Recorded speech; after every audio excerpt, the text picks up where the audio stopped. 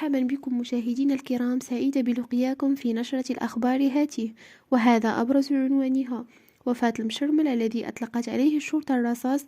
قبل ما نبداو ما تنسوش الإعجاب بالفيديو والاشتراك بالقناة باش توصلوا بجديد أخبارنا المغربية. إليكم التفاصيل.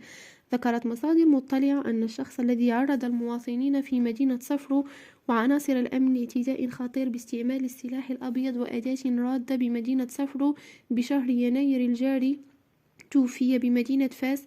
وذكرت المصادر نفسها أن المشرمل كان قد أطلق عليه شرطي برتبة مقدم شرطة يعمل بفرقة الدراجين بالمنطقة الإقليمية للأمن بمدينة صفرو الرصاص خلال تدخل أمني لتوقيفه بعدما عرض المواطنين وعناصر الأمن لاعتداء خطير. وأوضح المصدر ذاته أن المعني بالأمر توفي بالمركز الاستشفائي الجامعي الحسن الثاني بفاس، والذي نقل إليه بعد إصابته برصاصة على مستوى أطرافه السفلية، مشيرة إلى أن النيابة العامة المختصة أمرت بإجراء عملية التشريح الطبي على جثته.